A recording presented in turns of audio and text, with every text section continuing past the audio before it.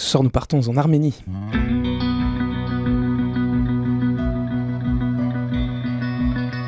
Le droit en débat avec l'ECLJ sur RCF Alsace.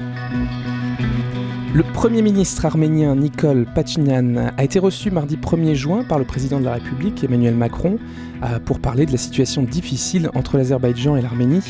Les deux pays étaient en conflit armé jusqu'au cessez-le-feu du 10 novembre 2020, mais la situation demeure instable, particulièrement à la frontière entre ces deux pays.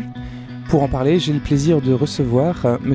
Hovhannisyan, ambassadeur et représentant permanent de l'Arménie auprès du Conseil de l'Europe à Strasbourg.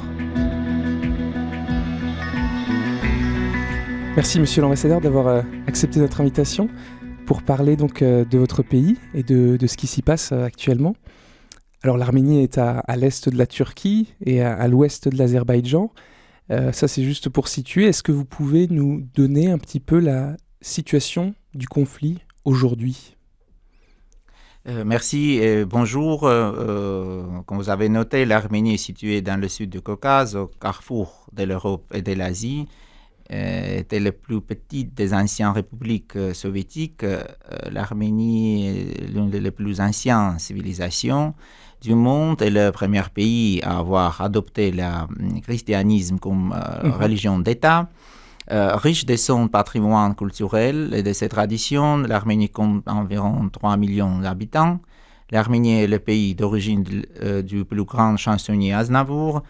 C'est un peuple gentil et hospitalier et une destination fantastique pour le voyage. Pays aux pages tragiques de l'histoire, l'Arménie est très attachée aux valeurs démocratiques européennes et un membre engagé du Conseil de l'Europe. Et alors justement, qu'est-ce qui se passe avec l'Azerbaïdjan aujourd'hui ? En septembre dernier, l'Azerbaïdjan, soutenu par la Turquie en déployant les combattants terroristes étrangers venus du Moyen-Orient, a mené une guerre à grande échelle contre la population du Nagorno-Karabakh, Artsakh. Le cessez-le-feu signé en novembre a mis fin à la phase sanglante de la guerre, mais l'instauration d'une paix et d'une stabilité durable se fait toujours attendre. Les derniers jours sont marqués par le développement extrêmement dangereux dans notre région. Des unités militaires azerbaïdjanaises se sont infiltrées sur le territoire souverain de l'Arménie, ce qui a entraîné la mort d'un soldat arménien et la capture de 6 autres. Malheureusement, cette violation continue du droit international des droits des hommes et du droit international humanitaire. Le non-respect des droits d'autodétermination du peuple du Haut-Karabakh et la rhétorique haineuse continuelle des dirigeants azerbaïdjanais entravent la trêve. Et alors, ça c'est un petit peu la situation. Donc effectivement, il y a eu ce que vous venez de dire très récemment, quelques militaires capturés. Comment l'Azerbaïdjan défend son attaque ou qu'est-ce qui explique un peu plus historiquement ou dans le passé les causes de ce conflit, d'après vous ? Revenons à l'histoire. Depuis le 9e, 6e siècle avant Jésus-Christ, l'Artsakh-Karabakh fait partie intégrante de l'Arménie historique. L'installation du régime soviétique dans le Caucase du Sud s'est accompagnée de la création d'un nouveau système politique en 1921 par une décision volontaire de Staline. Le bureau régional du Parti communiste a décidé de créer l'oblast, cette province autonome de Haut-Karabakh, avec sa population arménienne à 95% au sein de la République soviétique de l'Azerbaïdjan. En 1922, les deux républiques soviétiques, Azerbaïdjan et Arménie, ont été intégrées à l'Union soviétique. Pendant toute la période où l'oblast autonome de Haut-Karabakh faisait partie de l'Azerbaïdjan, les dirigeants de cette république violaient régulièrement et constamment les droits et les intérêts de la population arménienne. La phase actuelle du conflit du Haut-Karabakh a débuté en 1988 lorsqu'en réponse aux revendications d'autodétermination de la population du Haut-Karabakh, l'autorité azérie a organisé des massacres et un nettoyage ethnique de la population arménienne sur l'ensemble du territoire de l'Azerbaïdjan, notamment à Sumgaïd, Bakou, Kirovabat, les villes les plus grandes des républiques. Après l'éclatement de l'Union soviétique, l'Azerbaïdjan a lancé une guerre à grande échelle contre le Haut-Karabakh en réponse à sa volonté d'exercer les droits d'autodétermination. C'était la première cause. Très bien. N'hésitez pas à vous approcher un tout petit peu plus du micro pour qu'on vous entende bien. L'Arménie, vous l'avez dit, est un pays toujours à majorité chrétienne. C'était le premier pays donc, à devenir officiellement chrétien. Aujourd'hui, si on regarde la carte, c'est un petit peu une enclave chrétienne entre l'Azerbaïdjan, la Turquie et au sud l'Iran. C'est un petit peu à la pointe entre des pays donc, à majorité musulmane. En France, les médias ne parlent pas du tout de l'aspect religieux entre l'Azerbaïdjan et l'Arménie. Est-ce que c'est quand même, selon vous, un aspect du conflit ? Pas du tout. D'accord. Il n'y a pas d'aspect religieux dans ce conflit. En effet, comme je l'ai souligné, l'Arménie est le premier pays à avoir adapté le christianisme en 301 comme religion d'État. L'Église joue toujours un rôle important dans la préservation de l'identité arménienne, dans la sauvegarde de nos traditions, de nos valeurs, mais ce conflit n'a aucune motivation religieuse. Les racines du conflit résident dans le droit fondamental du peuple du Haut-Karabakh à autodétermination, dans sa volonté de déterminer lui-même son avenir. Très bien. Et alors, quelles sont les conséquences humanitaires du conflit ? Est-ce qu'il y a beaucoup de dégâts matériels ? Je pense justement à ce patrimoine chrétien dont on faisait mention. Et humanitaire, y a-t-il un petit exode ? Quelle est la situation humanitaire en Arménie ? La guerre dans le Haut-Karabakh a des conséquences humanitaires dévastatrices, notamment le déplacement de la population arménienne de sa partie occupée par l'Azerbaïdjan et le maintien en captivité de centaines de prisonniers de guerre et de civils, la mise en danger de la vie, la situation cruelle, le traitement dégradant, l'humiliation et la torture des prisonniers de guerre arméniens détenus illégalement depuis de nombreux mois par l'Azerbaïdjan constituent des crimes de guerre.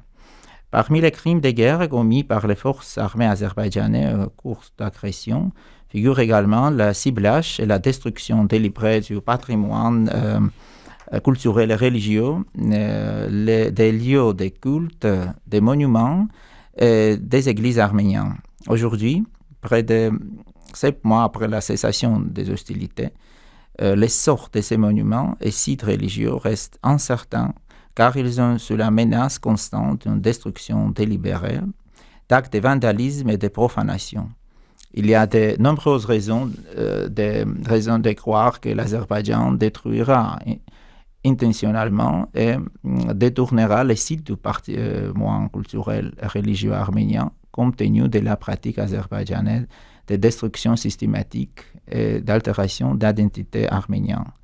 L'Azerbaïdjan bloque délibérément l'entrée des experts de l'UNESCO sur les sites du patrimoine culturel et religieux arménien, menaçant de découvrir les crimes de guerre qu'il a commis et de modifier l'intégrité historico-architecturale des monuments chrétiens, effaçant ainsi toutes les traces d'identité arménienne.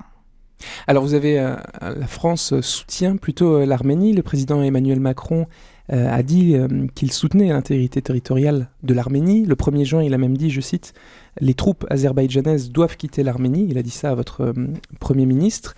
Et celui-ci s'est rendu le 2 juin à Bruxelles pour espérer obtenir d'autres soutiens. Est-ce que vous êtes optimiste sur le soutien européen dans ce conflit ? Nous apprécions beaucoup la position des principes de la France sur l'inadmissibilité des empêtements de l'Azerbaïdjan sur le territoire souverain de l'Arménie.